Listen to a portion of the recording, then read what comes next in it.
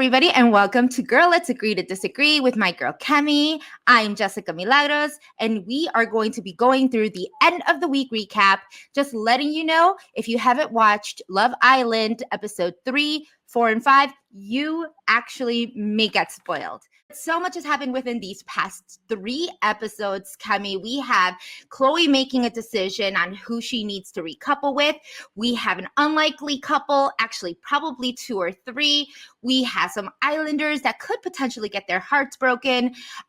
New boys that enter the villa. And at the very end, we have a new islander. Episode 2, Chloe makes the decision and she ends up picking Aaron to recouple with, leaving Shannon gone with the wind. And I'm so sad about this. I don't know why Shannon's gone. So, literally all I have to say is there was no reason for her to go. Aaron should have left her alone to begin with, and then we wouldn't have this problem.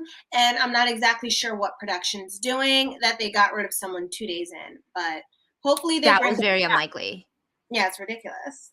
Yeah, typically during this time, like when someone is not coupled up, someone comes in to the villa and that person has, the opportunity to meet another boy. Hence, as soon as she left, we ended up getting new boys. We got two. We ended up getting Chugs and Liam. Listen, all I have to say is Liam, at first I was like, oh, okay, tall, dark, and handsome. They're putting, everyone's quintessential type in the house. And then he said he was 6'6". And I was like, oh, see, now I feel like I need to be in the villa because it just makes so much sense to me now. I feel like there's like a pivotal height when it comes to thirsty women like me, that once you cross that threshold, it's usually 6'2". 6'2" is he's a really cute guy. 6'3". 6'4". He's a good looking lad. I'll have to say, he's fit. Yeah. And it seems like it came right around the best time, right? Because we go through the episode before they even come in. Faye and Brad are not having it, and we're figuring out that Brad is not the kind of guy that we thought he was. He is not the sweetheart. He is not the cute little boy that lives with his nana. I mean, he lives with his nana, but now that just looks pathetic.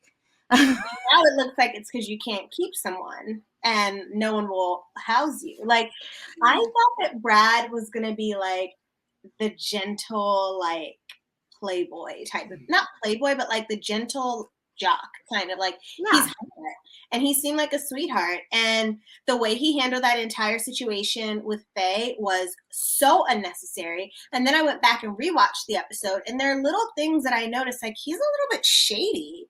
And I had to talk to one of my Brits, and she was like, oh, he's from up north, he's a Geordie, and they're all kind of dickish. And I'm like, oh, so she was like, I knew he wasn't going to be nice. I'm like, oh, that's probably something that we as Americans were not gonna know until we found out, because he was.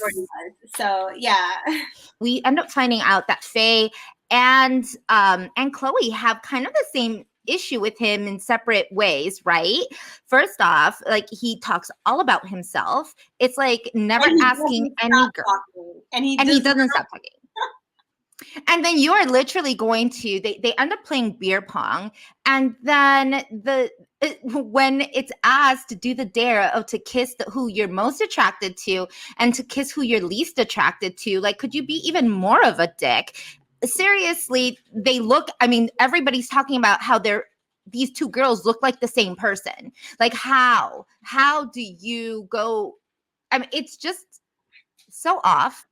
If he wanted to just be nicer, he could have kissed one of his friends. He could have kissed Sharon. He couldn't. Absolutely. I mean, it's unfortunate. I think that the way that Faye handled the discussion afterwards was completely appropriate. I think that she had every right to feel as upset as she was, because not only are you not only are you disrespecting me one to one, you're humiliating me, you're embarrassing me in front of everyone here, but then you're humiliating me in front of the entire country in America. Like, what are the Americans supposed to think? I'm watching this and I'm like, Faye, I'm going to jump in that villa for you and, give him a piece of my mind. So, Well, I'm glad she did, because had she not, we probably would have thought different about Faye, but I'm glad that she sticks up for herself. She's not going to let herself, like she said, she's not going to let him make a dick out of her, make her look like a dick. So I really enjoyed that conversation, but it doesn't seem like it changed Brad. I don't know. Can I call him Bradley? Because Bradley. seriously, I just feel like he's a Bradley at this point. You know what, Bradley? No. It's terrible. I mean, and then his apology, screaming her name like 50 times to give her some wine. I mean, I will say that a little bit of wine goes a long way with me. But why am I lying? I don't accept apologies. I'm kidding. But like, yeah, it's like, he's like, that's all you're going to get from me. Like, first of all, babe, we can't even understand you. So we better get a little bit more. Let's talk about these unlikely couples. So we have a couple people that snogged. You have Liberty and Jake, who have been very cuddly, probably the most in the island. You have Kaz and Toby, who had their first date where it looked like they were really getting along. And then you have Sharon and Aaron, who that chemistry is undeniable, and they also snugged as well, and ended up later on becoming a couple, which made me so excited, because I'm actually thinking they may just kind of last the whole season. I hope so. They're really, really cute together. And I think it was such an unlikely pairing, but just looking at them like together makes sense, because they're both so chill and laid back, and they both seem very mature, and that they have like a clear vision for their future, albeit immediate future, whatever the case may be. Like, they seem to be very grounded. So they make sense. So I do hope that they end up working out. Absolutely. And what I love about Aaron also is that Sharon, that's the guy that Sharon said she needed. Like, he is very attentive. He's not sitting down and he's grasping. He's there. He's making it known that he wants her and that he only wants her. And I don't know where that changed, but I love that it did, and that he is not taking it for granted. I would say that like Aaron right now is probably one of my favorite Islanders. Yeah.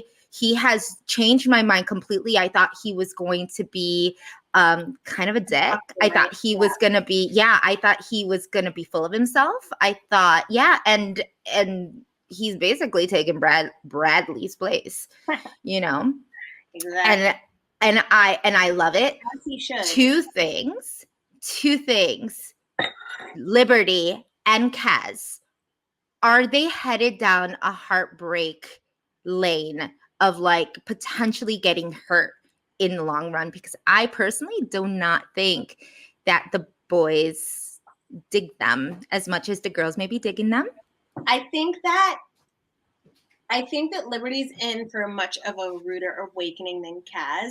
I think Kaz isn't as into Toby as like people might think she is. Like, just based on things that she said initially, like, he's not really her type. I mean, just like a cute, tall, like, guy, like on paper, I guess, but like personality wise, and then like he doesn't work out, like that's not what she's into. And then she said that she likes guys that like she can like hold a conversation with, and he seems like a little goofy, whereas like Liberty seems like all in, like Smitten, like if like she looks like she wants a proposal at the end of the show. Like, this is the Bachelorette at this point. Like, I understand what he means, so I can't even I can't even be upset about that. When someone like checks all the boxes that you have, but you still don't have that like primal connection. Yeah.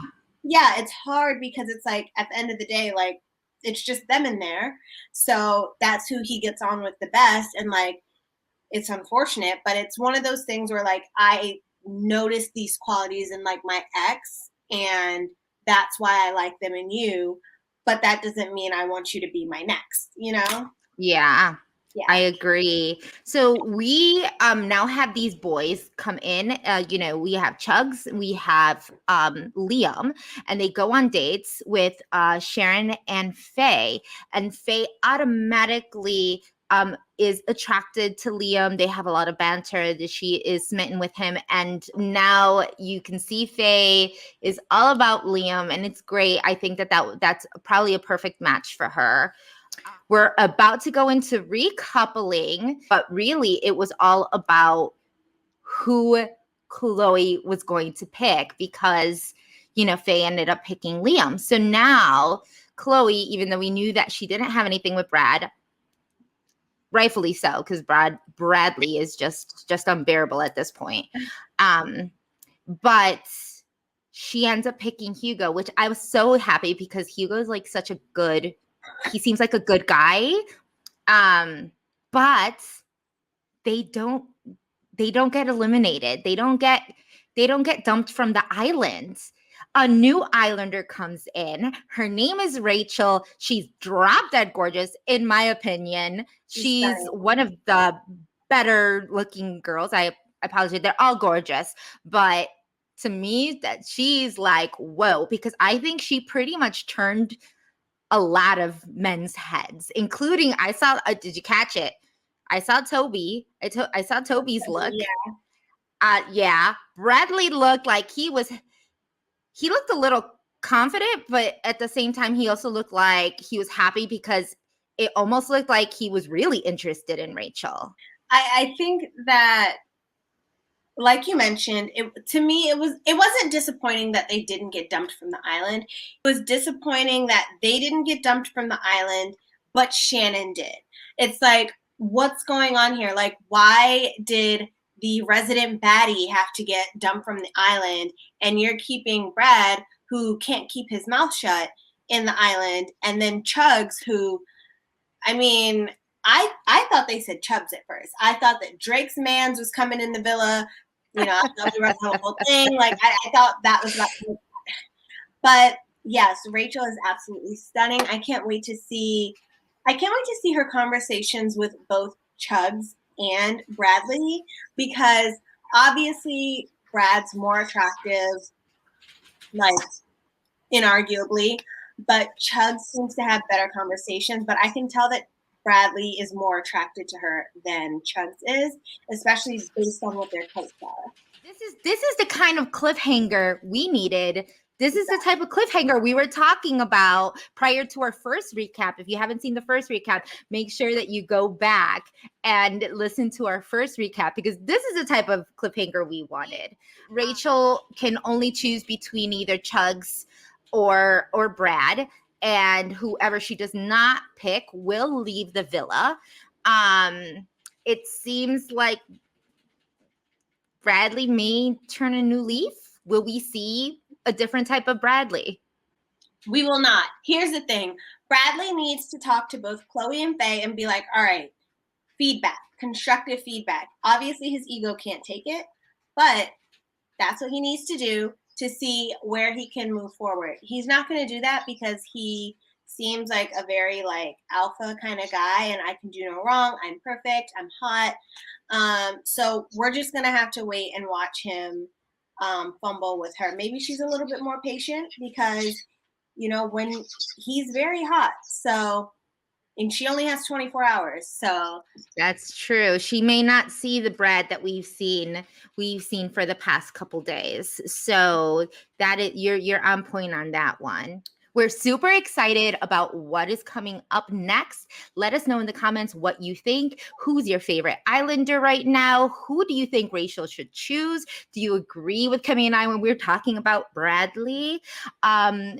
sound off in the comments. Make sure that if you don't already, click like, subscribe, smash that notification bell so that you know when the next recap that we put up, and which should be on Wednesday. We'll probably be doing that Wednesday morning. And the next episode is on Monday. So we have the weekend. We have the weekend off, basically. Fun you guys in a few days. If you haven't caught up yet, catch up with our first 2 recaps, and we'll see you then. Absolutely. Until then, ciao.